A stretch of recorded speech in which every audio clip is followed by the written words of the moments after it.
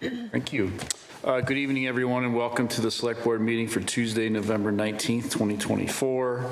We will not have all members present this evening. Mr. Clark is traveling on business, but all the other members will be here, so then we don't have to do roll calls, correct? So all members are in the meeting room that will be here, except for Mr. Manon, who will be here in a minute. All members participating in the meeting are present in the meeting room. The public has the option of attending in person here at Town Hall or via Zoom using the link posted in this meeting's agenda. This meeting is being recorded. With that, we'll begin with the Pledge of Allegiance, please.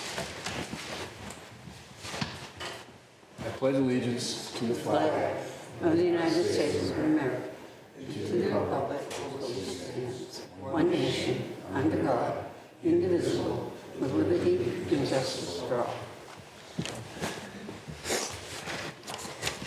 Okay. Item number 2 on the agenda is public forum. Residents are invited to share ideas, opinions, or ask questions regarding their town government. Is anybody here? Mr. Weissmantel, please. Good evening. Ken Weissmantel, 145 Ash Street. 5 very quick points. Cleanup of the unregistered vehicles on Fruit Street after the fire department training looks very good. But really, hasn't the town learned a lesson about fire department training upstream of the wells? Why did the town violate the water resource protection bylaw for over a year in storing vehicles there? Zone 1 and 2 of the wells are mapped for a very good reason. Second item. The first item you need to do to get permission for an interbasin transfer to connect to the MWRA system is to submit a MEPA request. The MEPA approval for the Fruit Street area had a condition that the old Pine office building, now housing the IT department, was to be removed from the Zone 1 of the wells. Really, is the town ready to ask MEPA for an additional approval after the town did not follow the conditions of the last MEPA approval? By the way, the removal of that building could be funded by CPA funds. Item number 3, CPC has, continuing on that last one. Last night I heard from one speaker at town meeting that they were worried about missing out on a mass work grant for the MWRA connection. I remind the select board that it's an average of 3 years from the time a MEPA request is submitted to the Water Resources Commission to a decision by that commission on whether or not it's going to be granted. So it's a long time, it's a big, long process. Number 3, CPC has requested a meeting with the select board regarding CPA borrowing for center school rehab. We'll be joined by the chair of the Permanent Building Committee.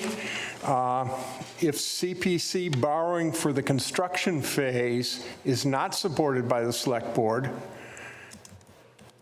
which would be in a couple of years or a year or two, then CPC would not support funding the architectural costs at this annual town meeting.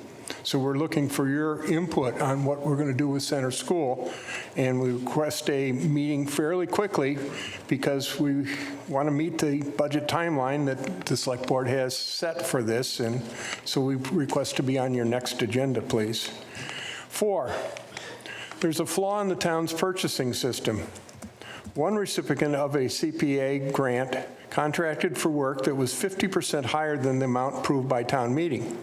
CPC did not pay the amount above what was authorized because we check every invoice to ensure it's within the budget authorized by town meeting. However, the town's procurement system didn't stop that from happening. I think that's a procedure that needs to be implemented to make sure that people have budget before they contract for things for the town. And lastly, I'd like to make a plug for an HCAM show that our state representative held. His guests were Chief Doherty, Shadul, and myself, and we talked very interestingly about PFAS for about 27 minutes. I thought it was a pretty interesting presentation, and I encourage people to see it. Thank you. Thank you. So we have an agenda item. Elaine, did you catch that about CPC? Did hear that. Thank you. Okay. Anyone else for public comment, please? Please join us. If you would share your name and address, please. Good evening. Jessica Miller. I go by Jack, though, and I am 111 Main Street, and I'm also one of your public librarians. I just wanted to make a comment and pass out to our latest class of select board members. These are what we have and what we give to our kindergartners when they are coming up from kindergarten into first grade from the library. And we give them to them as recognition of becoming part of a new class of Hopkinton residents and Hopkinton citizens, and as part of engaged citizenry of Hopkinton. And we do this because they've graduated in a way to become truly engaged and be able to get their own library cards and become kind of part of the minds of Hopkinton, right? And so I have one for each of you. And I know that a lot of you have your library cards and everything like that. And that's wonderful. I know I've seen Amy often in the library. It's great. It's wonderful. I've seen Elaine. Everybody pops in. But I just want to give each of you one of these because they have a library card application in them. They have some information about our library. They have a pencil, which is pretty cool. They have an eraser because sometimes we all make mistakes and we need to occasionally make a little erase mark on there, but the pencil is to then give us a way to write things back in. But it also reminds us that the library is part of our community and that we can get all the information and support and love that we need there. And so I just wanted to welcome you guys as our select board once you've had time to settle in, because some of you are members of the select board that have been here a while. Some are new but coming back. And then, of course, one of our members isn't here tonight, except, he's a newer member. And so now that you've had a moment to settle in, we just wanted to make sure that everyone feels welcome and loved and supported from our library. And just like our kindergartners, when they have settled in for a while, we give them these. And so now that you all have had a chance to settle in for a while, everybody gets theirs. And so even though you have one member who's not here, Amy, I'll give you an extra so you can pass it along. But just want to pass these out to you all and thank you for your time and effort for the library. And if you do need a library card, you do have an application, and we do have a children's one in here as well in case they need it as well. So thank you all for your time and effort.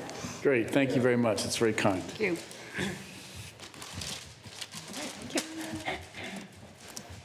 Thank you. Thank you so much. Thank you so much. That's great. Thanks a lot.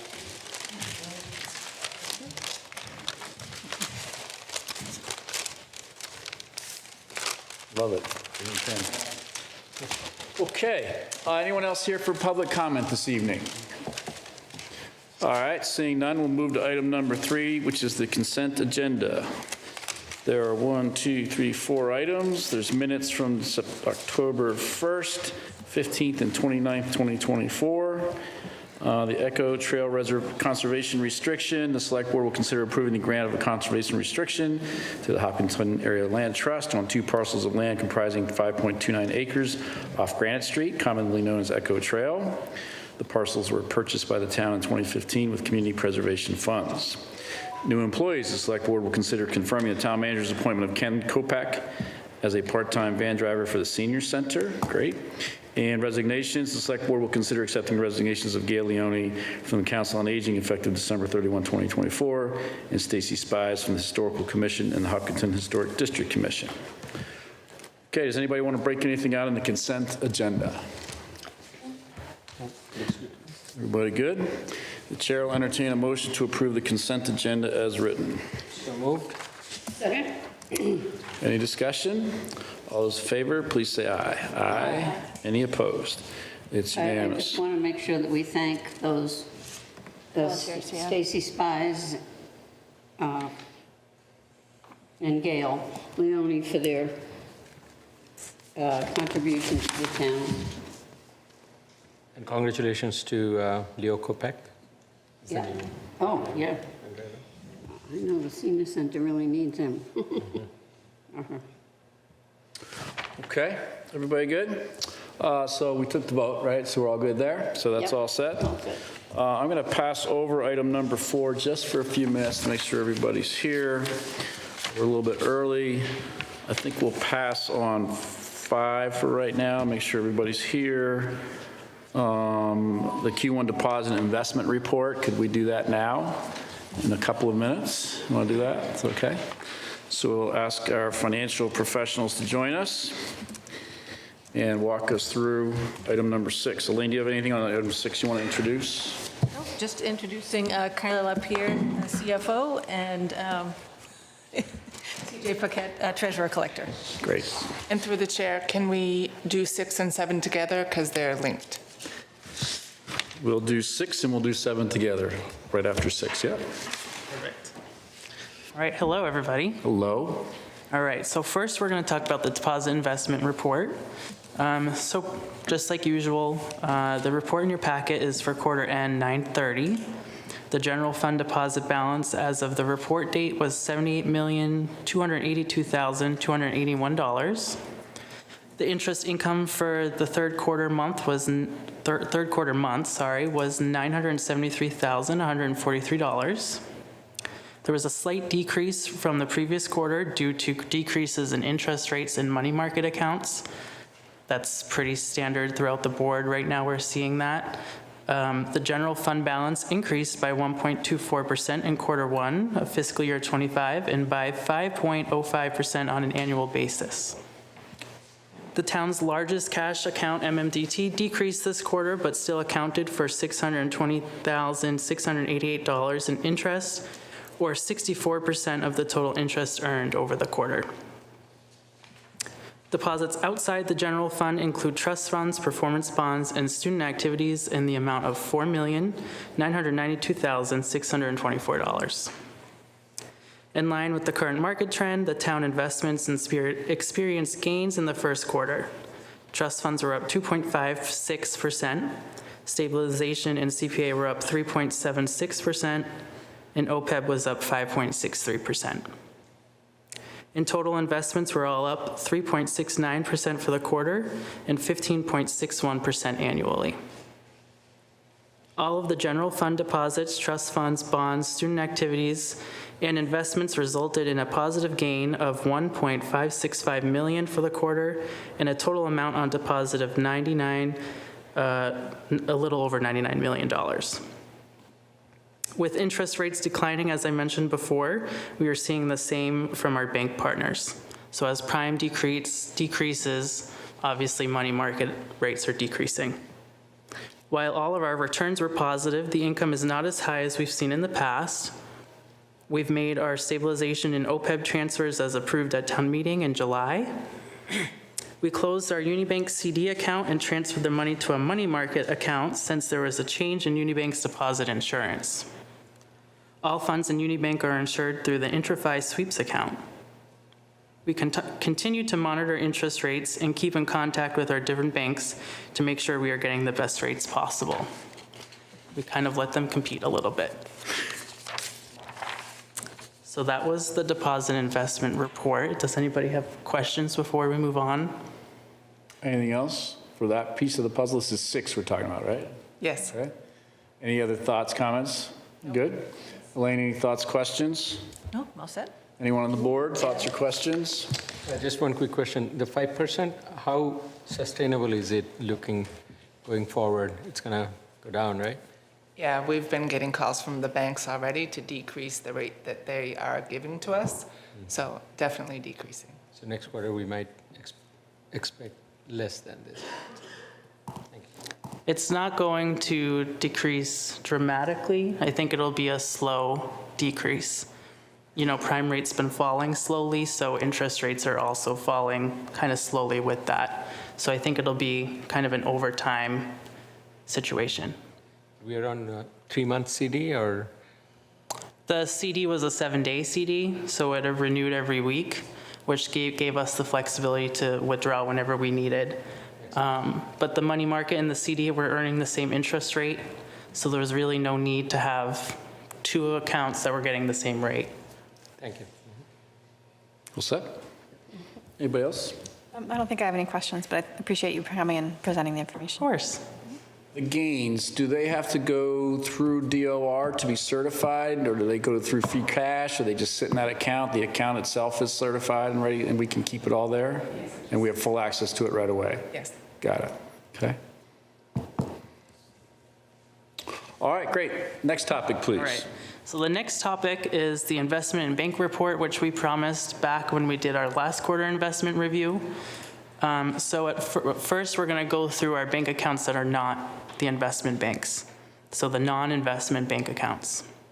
So this was a request from you all back in August or September to review our investment portfolio in totality and come back to you with not necessarily a recommendation, but how the performance was specifically at the investment bank. So this is our summary of it. Okay. We won't go word for word of the report, it's pretty lengthy, but we just wanted to kind of do a few bullet points for you. So Unibank is our full-service bank. We've banked with them since 1997. Our payroll account, AP accounts, UniPay, which is our online payment processing system, money markets, debit cards, trust interest allocation, UFOSI, who we use for borrowing, and other services. This is obviously the most complex relationship we have. We are lucky that Unibank has a dedicated team of professionals who are reliable and ready to assist at any time. The nice thing about Unibank is there's professionals in each of those departments. UFOSI has their own team of professionals. The bank itself has their own team of government professionals. And UniPay has their own professional. So we have direct contacts to each one of those that we can call at any time. And it's nice to know that there is a person there. We don't typically have to wait on hold or wait long for a response, which is important. Eastern Bank is our lockbox depository. So we have a lockbox with them. They process payments for us and a money market account. Those have been open since 2016 and 2018. Middlesex Savings Bank is a small account we have there. We use them for school and town since 2015. A majority of what we use Middlesex for is student activities accounts. We do use them kind of as a general depository because of how close they are, the convenience of running right next door with a deposit. Avidea Bank is a small account we have that was opened in 2016. MMDT is a variety of money market accounts that started in 1979. You weren't even born. And then Country Bank, which is our newest relationship, has $20 million in a money market, which started this year. We talked about that again. We had a really large deposit in MMDT that was not insured, so we moved a little bit of that, not a little bit, a significant amount of that to Country Bank, which gave us a really good interest rate, and it's insured. So it's nice to have that peace of mind that that money is safe.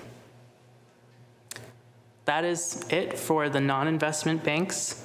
Obviously, they have many different bank accounts within them, but those are the different banks we use. Got it. So Bartholomew is our investment bank, as we all know. They manage over $2.6 billion in assets for over 300 government and institutional clients within the Commonwealth. Their independent investor advisor is based out of Worcester, so they're local, which is nice. And they are partnered with the largest broker in the county, Commonwealth Financial Network, based in Methuen. Waltham. The town's funds are held at National Financial Services, a subsidiary of Fidelity. They manage 3 separate accounts for Hopkinton: trust funds, stabilization and CPA, and OPEB. They're broken up into 3 separate buckets, if you want to call it. Trust funds. Trust funds follow the legal list of investments with 30% in stocks and 70% in bonds. This legal list is very restrictive, both with investment sectors and types of bonds. If and when we are able to pass the prudent investor rule at next town meeting, we would be able to diversify the investments. To talk a little bit about the prudent investor legislation. Back in, I believe it was 2021, Hopkinton had started to look into prudent investor. It has been stuck in legislation since then.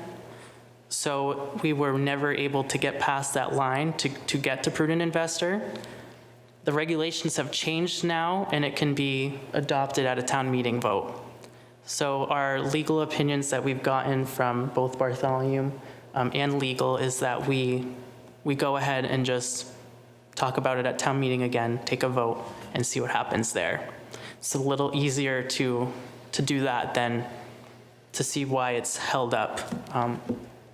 And that will allow us to diversify outside of the legal list of investments and give us more, let's say, control over the investment. So we're not so restricted to, what is it, 21 or 22 Yeah. stocks.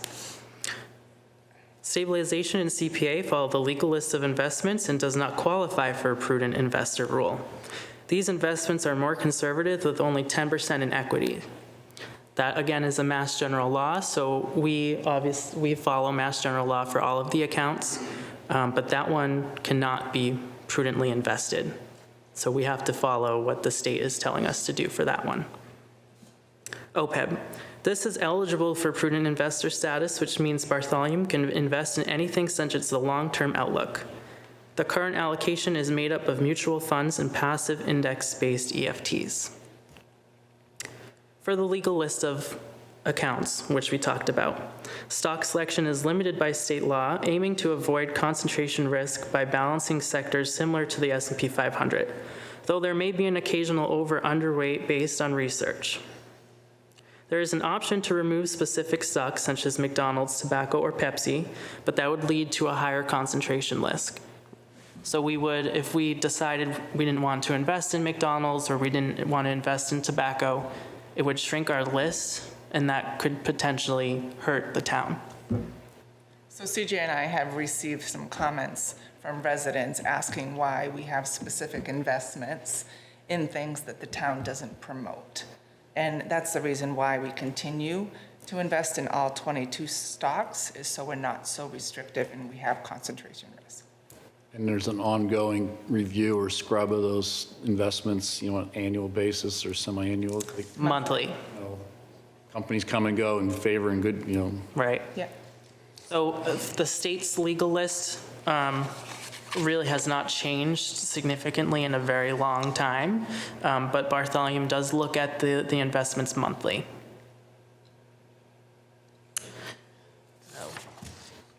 Bond selection is also limited by state law based on factors like credit rating, duration, and yield to maturity within the constraints of the legal list. For when we have prudent investor accounts, the portfolio is constructed with a focus on long-term performance across major asset classes, utilizing both passive and active strategies. Active risk is minimized to attempt to achieve stable risk-adjusted returns. Asset allocation targets are managed to minimize tracking errors, hopefully resulting in predictable returns regardless of market conditions. In addition to the investment policies, we took the time to review the stock selection, monitoring, and replacement process with Bartholomew.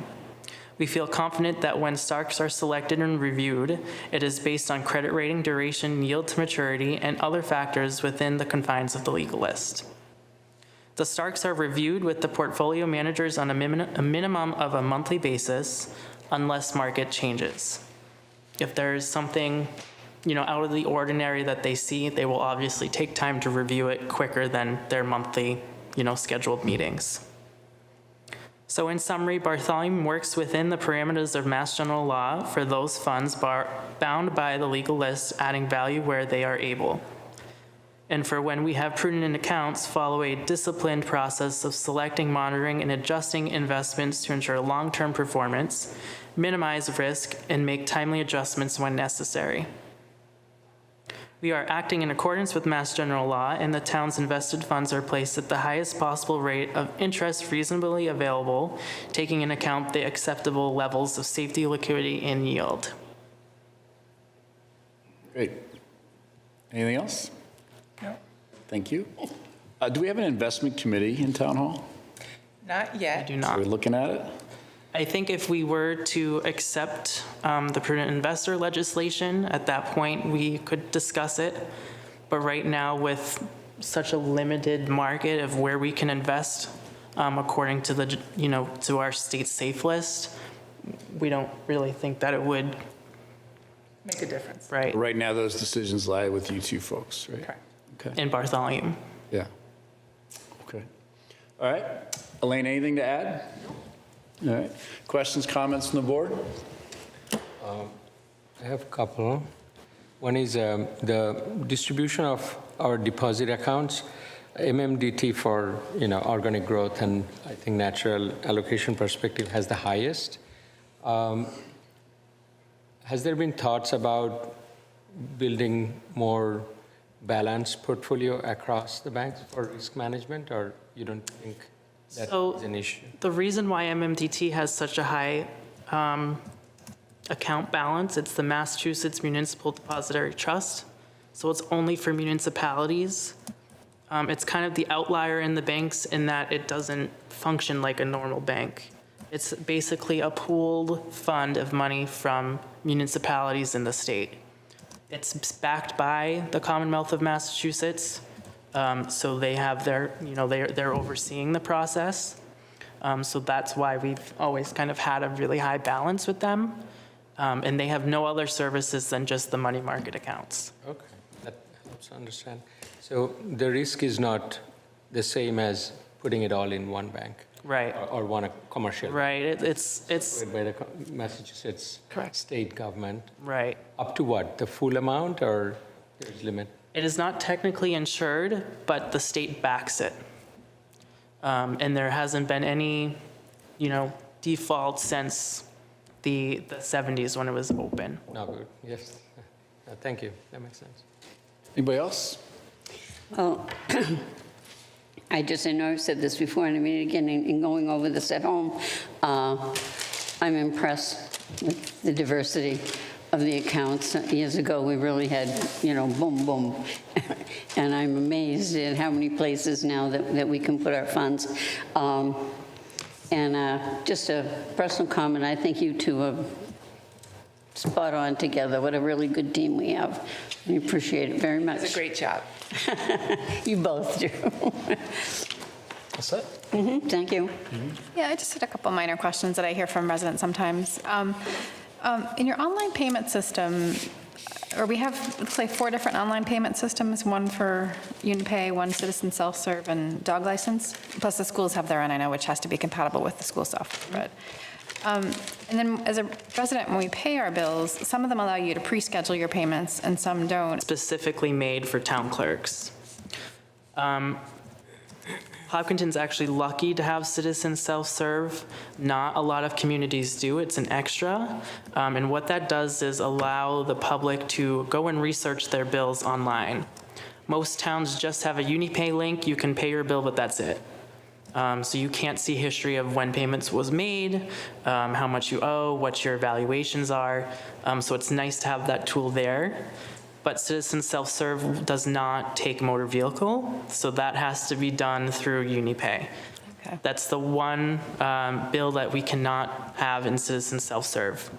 And that mostly is for security. Motor vehicle is highly regulated by the state.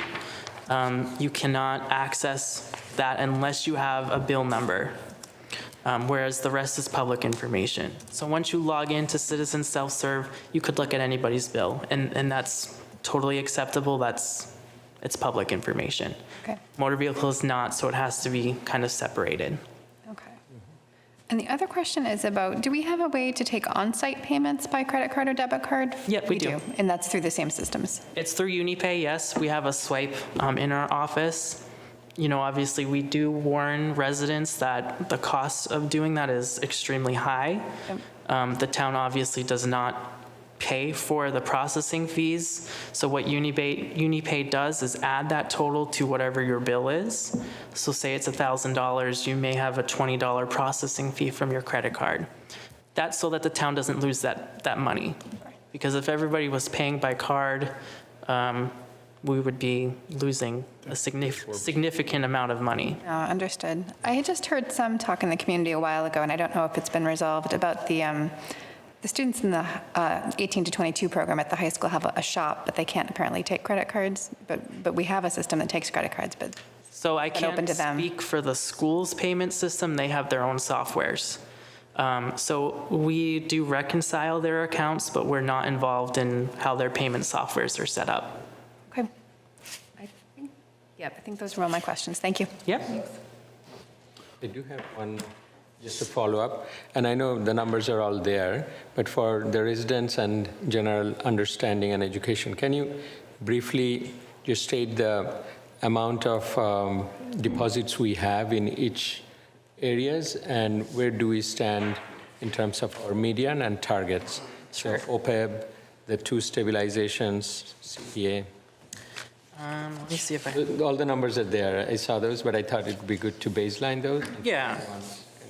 Summary understanding. So stabilization and CPA on our graph is broken down. Stabilization, school stabilization, capital stabilization, and then community preservation. So as you can see there, the total balance was I have the, do you have? Sorry, I think I have the wrong one. This one?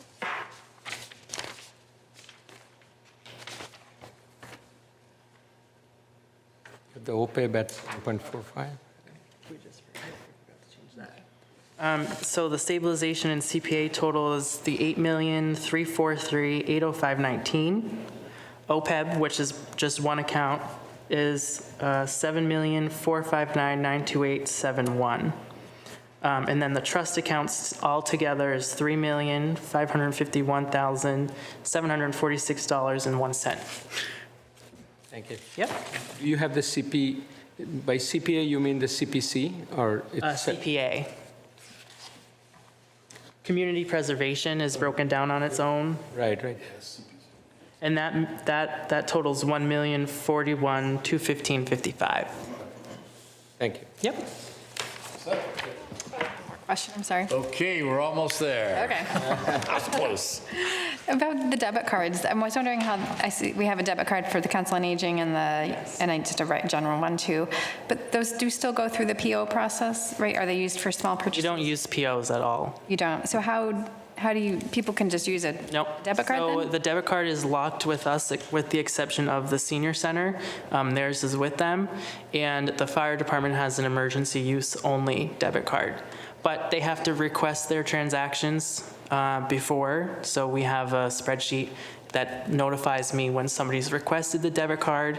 I look at what the transaction is, approve it, and then give them a call. Hey, you're all set to use the card. Okay, so you match it up with their budget line items. Yes, yeah. So we look at their accounts, we look at the vendors, make sure that they're safe. We have a lot of protection in place with debit cards. For example, it's its own bank account that has a very low balance and it's not set to overdraw. So if there was fraud, it could only be fraud in a very small amount. And Unibank has a great system of watching for fraud alerts. We get them texted to our phones. Sometimes transactions that we've approved get flagged, which is normal. But we appreciate that they look at it so closely. Okay, thank you. That's one of our biggest concerns, obviously, and one thing that we look at very closely. Okay. Okay, great. Thank you. Thank Our you very money is in much. good hands. We appreciate it very much. You're very welcome. Thanks for the update. Yeah. Okay, with that, we're going to venture back to item number 4, which is for a new police officer. I see a couple of folks here this evening. Is Lucille here with us this evening? She is. Welcome. Please join us. Maybe grab a chair or two if others want to come up.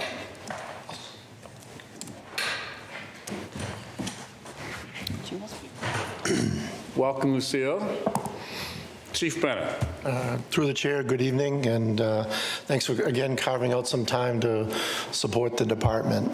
As we spoke of last time I was here, we're moving forward. We had a strong recruitment, and tonight I'm going to introduce you to Lucille, and from my position, I just wanted to begin with thanking the Human Resource Department and Lieutenant Van Ralton and everybody that does the work to get a candidate here, between screening the applicants, doing the initial interviews, backgrounds, coordinating with all the medical exams, and getting quality candidates in front of you. And I think you'll see as you meet Lucille that we have another one here. And going forward, I anticipate us having more in December and finishing building out the department. So with that, Lieutenant Van Ralton.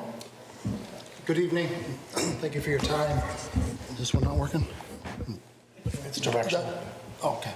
Thank you for your time. Super excited this evening for Lucille. She comes to us with experience. She is born and raised in Milford, went to school at Westfield State, and upon graduating was hired by South Burlington, Vermont, attended the Vermont Academy, and spent a year with South Burlington PD. We had attempted to get her certifications transferred to Massachusetts. However, we were unsuccessful because of a 2-year minimum of full-time service. Upon that, we explained that she would have to attend our academy, which is 22 weeks, and to my surprise, she was actually jumping at the opportunity to attend our academy. So we have her signed up for Holyoke, and she starts, or slated to start December 9th, if the board approves her appointment. But I'll let her speak and get to know the town and the board. Excellent. Please, go ahead. Hi. So yeah, a little bit about me. I'm from Milford, so I'm kind of local to the area. Went to Westfield State and graduated there in the spring of 2023. And then immediately after that, moved up to Vermont and was working as a full-time patrol officer for about a year. My experience there was positive. I've gained a lot of experience and a lot of great training, and I'm just very excited to be here tonight. Were you able to keep those UVM kids in line up there? As best as I could, yes. I was right near the University of Vermont, and we had the medical center there, so it was a good experience up there for sure. Great. Well, welcome. Thanks for coming this evening. The agenda item says the Select Board will interview and consider appointing Lucille Creedon to the Academy as a candidate for, or Academy candidate for police officer. The word interview is a bit much for these things, so don't worry about that. But I'll certainly turn it over to my colleagues, see if they have any questions or thoughts. We'll start with Mrs. Ritterbusch. I'm not sure if I will ask a question then, I guess. Would you tell us a little bit about your experience in Vermont? I know you, obviously, like Mr. Hurst said, it's a college town area. Yes. But do you have experience with older adults and dementia awareness training and things like that? Yeah, so I actually do have experience of kind of a large demographic of classes all the way down from college kids to high school kids, all the way up to some folks that were in their older years. A couple experiences come to mind that older woman that I interacted with, she did have dementia, and luckily I was with a great department that understood, and the fire department was there as well, that understood taking your time and, not rushing situations like those, trying to get the best outcome for that individual and their family was really the goal at the end of the day, and we ended up achieving that, and the family was happy with the reason that they called us for to get resolved. Okay. Yeah. Thank you, and welcome. Thank you. Anything else? No. Ms. Lefreniere. Well, I'm just going to ask you the question that everybody does, is why Hopkinton? Yeah, absolutely. What is it about Hopkinton that made you want to come here? Yeah, so growing up in Milford, Hopkinton's always been a place that I've visited pretty frequently. It's always been a community that I've admired, from, the great school systems that the town offers to great businesses, a lot of small businesses, and lots of recreational activities that the town offers its residents. And I think overall, the quality of life that this town provides for its residents is really above some of the other areas around. So I would just be honored to be a part of protecting and preserving everything that kind of makes this town so great. Well said. Thank you. Mr. Manon. Yeah, no particular question, but welcome. Thank you for your interest and joining the force, the wonderful police force that we have.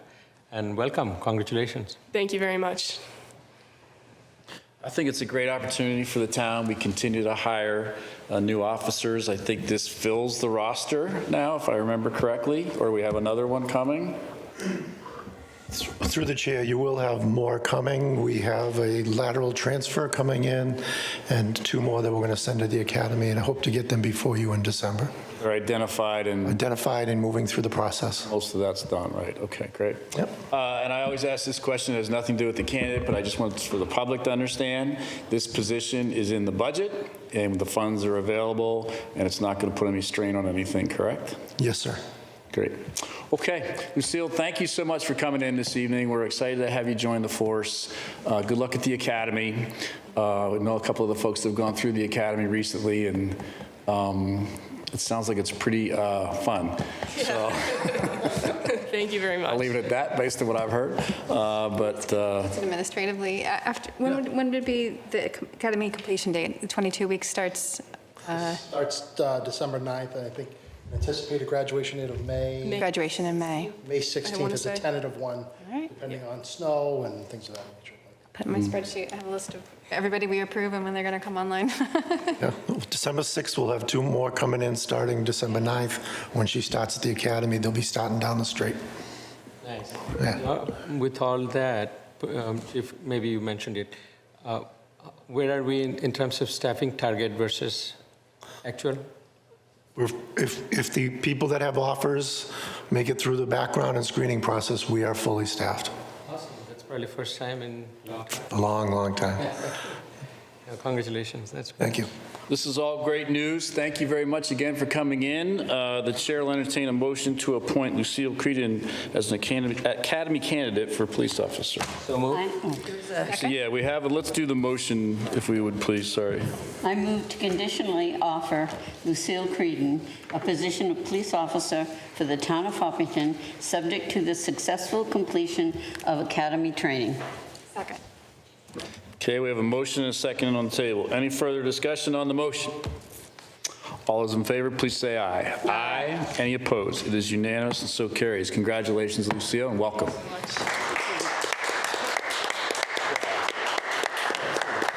We're going to do a quick pick grill.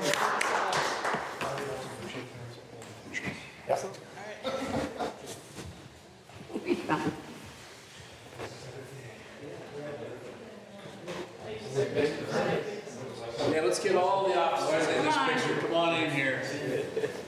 We got to make it look real official. Taking yourself.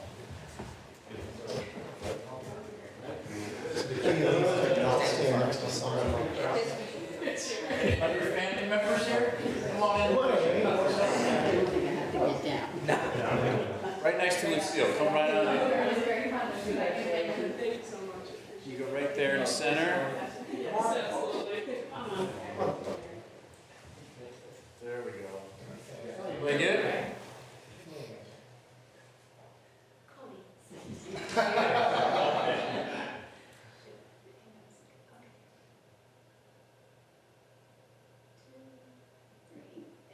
Great. Thank you.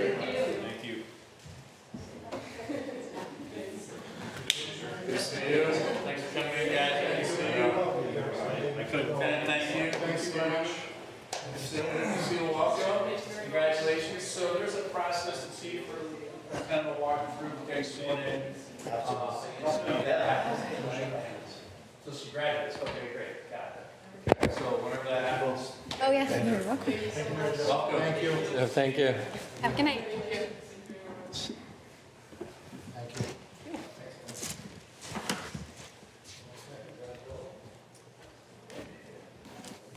I was surprised you wanted to do the financial ones first, because I knew that would take a long time. I didn't. Yeah, I didn't plan on that. My miss. Okay, but now they're done. Yes. All right, we'll move to item 8, please. No, I'm sorry, item 5. Board and committee appointments. The select board will consider appointing Latha Kalpana and Jacqueline Murphy and Dave Roberts to the Sustainable Green Committee to a term, 3-year term expiring June 30th, 2027, and change Thomas Donahue's term to a 1-year youth term ending in June of 2025. And Ms. Lafreniere, this pearl just rolled onto my agenda. So Latha is on Zoom. Okay, we have one on Zoom. And do we have the others here this evening? Is Jacqueline or Dave Roberts here? Dave Roberts, great to see you. Jacqueline, great to see you. Why don't you guys join us up here real quick, and then we'll come out to the Zoom candidate. So if you folks wouldn't mind introducing yourselves one at a time and share your interest in the Sustainable Green Committee, please. Sure. So I'm not Dave, I'm Jacqueline. And I've lived in Hopkinton for just over a year, but I've been bumping into the Sustainable Green Committee basically since I got here. So finally applied, and I'm excited to be here and learn from them and hopefully be involved in some of the projects that they're working on. Great. Yeah. Thank you for coming in. I am Dave Roberts, 29 Hayden Row. I've been in town, 26, 27 years. You lose track. 2 kids through the high school, great town, better than I ever anticipated when I bought. I'm very concerned about our environmental future, so this is, I'm trying to help out at the local level because I'm concerned about the federal level for the next 4 years. Great.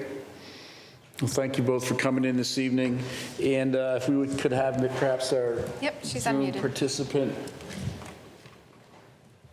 Hi, good evening. I'm sorry, I'm sick, so I'm calling in. This is Latha Kalpana. Welcome. Thank you. So Latha, can you just share a little bit about your background or your interest in the Sustainable Green Committee, please? Oh, absolutely. I am an engineer by profession. I have some experience in environmental management systems. I'm passionate about sustainability and preserving nature and, the climate, the impact of our actions on the climate. And so I've been part of this Sustainable Green Committee through some of the focus group efforts that Julia at DPW has been doing, and really want to engage and do more. So I would be very excited and honored to be part of the SGC. Great, thank you. Elaine, do we have 3 positions open at this time? We do. And this includes removing, or not removing, but changing Thomas's, because when he came in, I think we did a full 3-year term as a full member, correct? Yep, and as a high The school right term student, is there. he actually thought that the 1 year was better, so moving there makes sense. Yeah, it probably does, just given it might go off, so. And does this create one of these positions for the 3 by doing this with Thomas, or is that? I'm what I not sure mean? if there's an additional vacancy or if this makes it a full. But this all works with what we're doing tonight. And Thomas did not join us this evening, correct? I don't see him on Zoom, no. Okay, all right. So, questions, comments, anyone from the board? Mr. Manal? No particular question in general. What, if selected, would be your goal for the Sustainable Green Committee? What would you like to see as our goal and with your contribution happening? I can go first. Or Go for it. Okay, so I think you all probably know that they have different subcommittees. So there's like a climate action committee, transportation committee, et cetera. So I've joined the transportation committee, and I think I also joined the outreach committee. It was kind of a whirlwind. But I'm really excited about the work that the transportation committee or subcommittee is doing to get electric vehicle chargers more widely available in town. especially at places that are like evidence-based. We know people spend a lot of time there if they're like bathrooms, food, playgrounds, schools, like all of those things that are available. So I think that's one area of growth that the committee's already working on. And then I've talked with the other members of this transportation subcommittee also about like active transportation opportunities, so walkability, bikeability, things like that. And just in general, I think that the sustainability, or SGC, does a nice job being a voice for environment. Obviously in government, as y'all know, there are a lot of different interests to balance, and being a voice for the environment and health kind of broadens the conversation. I think it keeps it more interesting. Awesome. Thank you. Thank you for sharing. All right, so I'll probably be a little shorter. I'm primarily on it for the outreach committee. It's one of the subcommittees. I'm also part of the environmental sustainability piece. But from outreach, my goal would be, I kind of want to create a resource for the residents of the town to know what's available as green alternatives, businesses in the town that they can partner with, and just provide more resources for people. I've had discussions with some of my neighbors, they're never quite clear, can I recycle this pizza box or should it be trash? I think there's a lot more education we can do to make greener alternatives easy for all the residents of town. And every ton of trash that doesn't end up in the landfill saves us all some money in the budget. So my goal is to kind of make the town more efficient and a nicer place to be. Very exciting. Thank you. Yeah, I'm sorry. Yeah, please go ahead, Latha. Thank you. Thank you. I'm passionate about preserving the environment and especially clean air, clean water.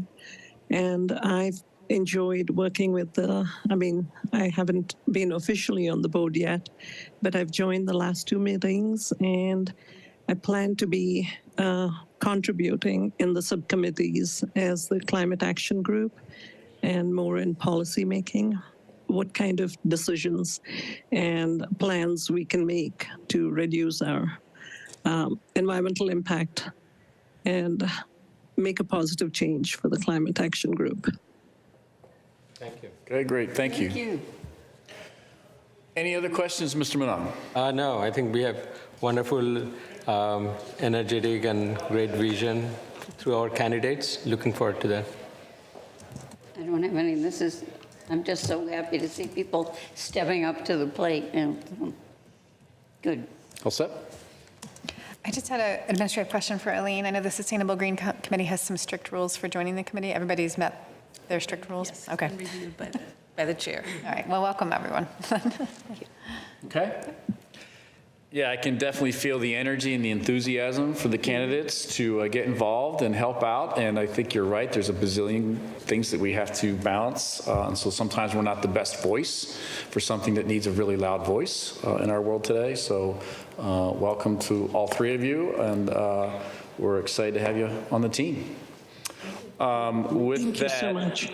I'll move on the motion let's do to this. change the term of the Sustainable Green Committee member Thomas Donahue to the one-year youth term expiring on 6/30/25, and to appoint Latha Kalpana, Jacqueline Murphy, and Dave Roberts to the Sustainable Green Committee for the term expiring 6/30/2027. Second.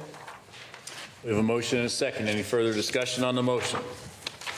All those in favor, please say aye. Aye. Any opposed? It's unanimous and so carries. Welcome. Thank you for joining, and we look forward to all the work. Thank you very much. Thank you so much. Have a good evening. Bye-bye. Okay, let's move to item, I think we're back on our regular numbers now. Item number 8, the town manager's report. So since the meeting last week, no update on Main Street Corridor project. Nothing new since last week. We do have 2 town department position vacancies this evening, and I detailed them in my memo. The first is an an impending retirement at the library. Administrative assistant Sarah Hunter will be retiring at the end of the year. So there'll be a vacancy there.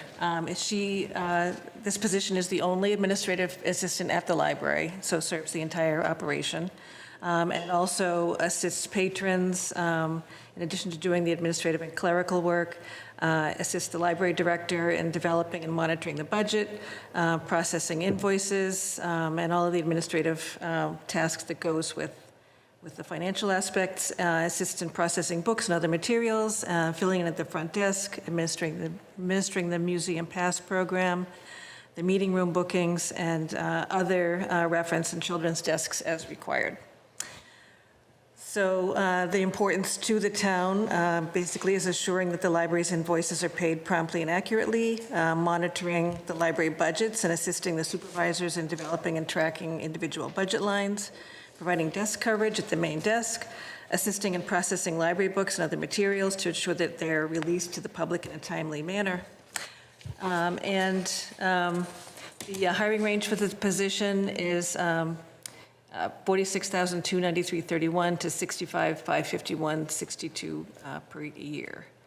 And so while this position is unfilled after January 1st, if it's not filled by then, these tasks will fall to the director and the assistant director, which could result in the reduction of grant income, reduced bandwidth for management tasks, and so forth, reduction in the ability to liaison with outside entities, including town departments and nonprofits, and tasks being handled further down the chain of command as those get put on due to lack of time.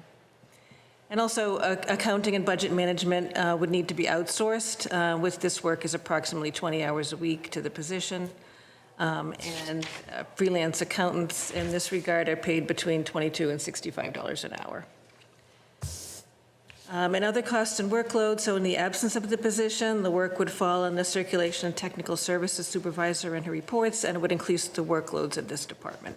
And so the position becomes vacant January 1st, and if we post soon, the hope is to have someone in place when that retirement occurs. Okay, let's do them one at a time. This is a full-time position? Full-time position. 40 hours a week? Yes. Okay, is there overtime involved? If authorized by the supervisor and in the budget, potentially, but not as a matter of course. Got it, okay. Is it hourly or salary? I believe it's hourly. Hourly, but that the range is what Right. average out It's to. an hourly range here. Yeah, okay. All right. Great, thank you. Questions, comments from anybody? Mrs. Ridbush? Yeah, I didn't believe we really needed to do this step, so I'm having no objection to hire either of the positions. But- Okay. Anything? It seems like we're constantly adding to the library. But are we ever going to get to full staff? Or every time I turn around, we're hiring somebody for the library. This is a one-to-one replacement, though. Huh? It's a one-to-one replacement, one person leaving. Yeah. Is the library fully staffed right now? Today? Everything's fully staffed. Today it's fully staffed. This person leaves, we're down one. Got it, okay. How many people work at the library in total? I don't have that number. That's fair, that's okay. All right, And so in other words, if we're losing one, then this position is already budgeted for. It's budgeted, yes. Okay, all right, I'll accept that. The good? person is retiring, so. Mr. Manon, anything? No, I think that library being fully staffed is very important for our town. I see a lot of great things happening there, great programs, and definitely huge utilization, more than I've seen many other places. So I can fully appreciate the staff and the work. And this is not additional, this is replacement. So I'm good with that. Yeah. The chair will entertain a motion to approve authorizing the posting for the administrative assistant at the public library. So moved. We have a motion and a second. Motion by Mr. Manon, second by Mary Jo. Any discussion on the motion? All those in favor, please say aye. Aye. Any opposed? I'm going to abstain since I feel like this is micromanagement to have to vote on one-to-one replacements. Okay. Next up, Elaine. So next is the procurement and grants manager, and this position is available starting this week. The position directs the day-to-day operations of the town's procurement and grant operations. The person assists department directors with procurement needs, including preparation of bid documents, advertisements, conducting bid openings, reviewing bids, contract development, and preparation of all required contract documents. It ensures that all town procurements are in accordance with federal, state, and local regulations and requirements, and it actively seeks grant opportunities for all town department purchases and assists department directors with grant writing and application process. The person also tracks the grants that the town is receiving from all sources as well, so it helps out in that regard. So the necessity of the position, it's the best interest of the town to employ a full-time procurement and grants manager to ensure that all federal, state, and local regulations are met to prevent a loss of grant awards, loss of federal and state funding, and potential procurement lawsuits. And through the aggressive promotion of grant opportunities, any grant awards received would lessen the financial burden on taxpayers. And so the person did leave, but is available to help us through the transition period part-time. And in addition, Joyce Emery at the fire department, who was recently certified in procurement, will also be assisting. And there is a cost to that transition period to fund those individuals helping out in this regard. Okay. Anything else? No? And so Questions? I do recommend that we fill the position. Sorry? I recommend that we fill the position. Okay. Questions, comments around the procurement and grants manager? Mr. Manon. Just a quick question. So this is an upgrade. I mean, first of all, this is a critical position in my view because it's definitely something that adds to our grants, our budget, our financial capabilities. But I was thinking, you mentioned about manager. Was it a manager position before and we are upgrading it, or it's one-to-one replacement? No, it's just it works in the accounting department, so the position doesn't have any direct reports. Okay. And this It manages all the grant activity Manages, and okay. procurement. Yes. What's that? Mr. Friendly. No, I've been waiting to see this position, so.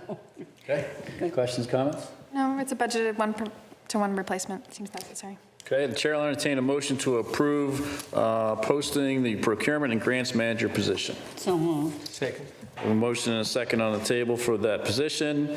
Any discussion on the motion?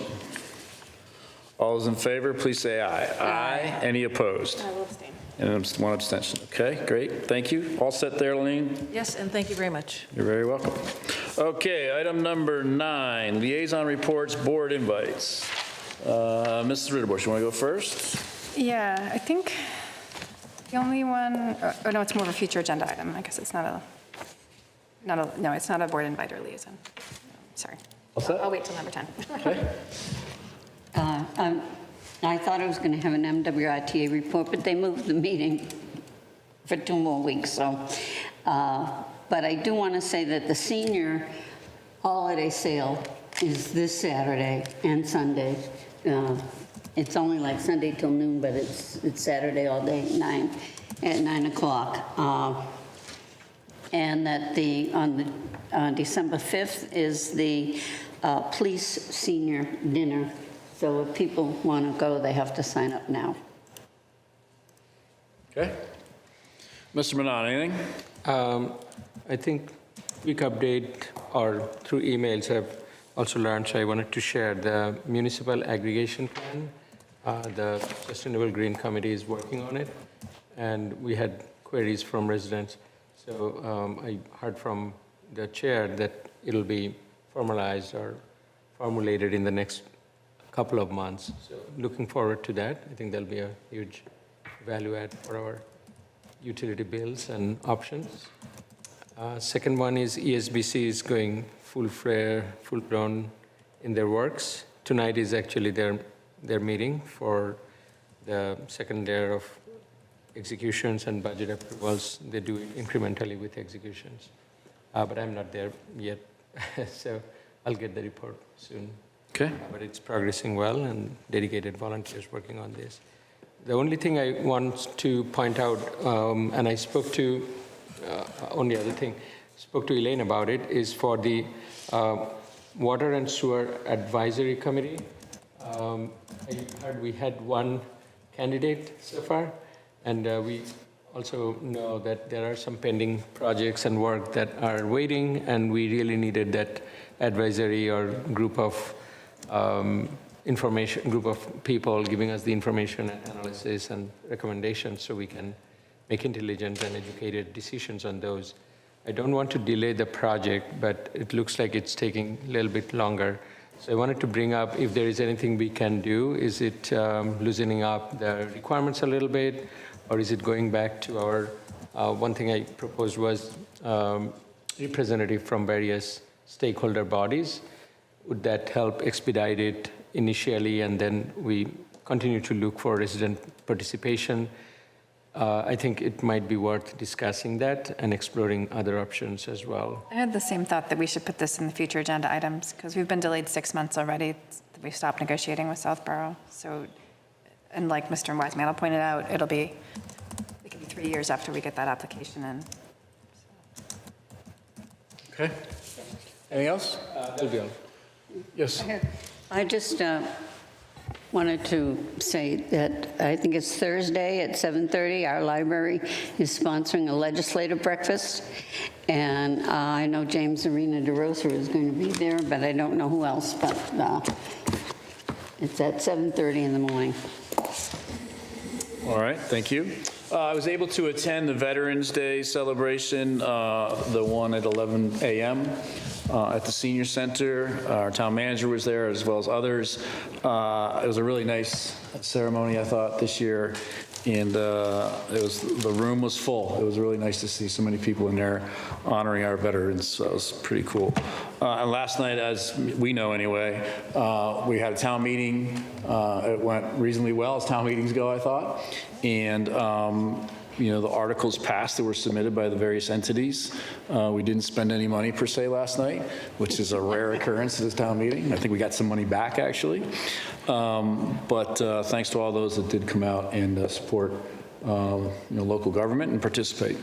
With that, let's close item number 9 and move on to item number 10, which is future board agenda items. Mrs. Ritterbusch. Yeah, just the same that Shadul mentioned. I think we need to bring the MWRA discussion back, since we haven't had applicants for the board that was created the charge for.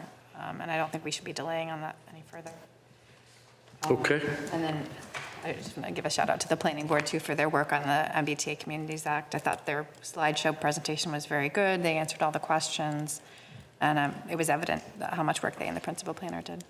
Great, thank you. Anything else? Budget sessions, we talked about having the listening sessions. Do we have a list yet? Or I know you brought a potential list last time. And so tomorrow we'll be sending out a list of possible dates when you could do the farmer's market. Okay. See what works for each.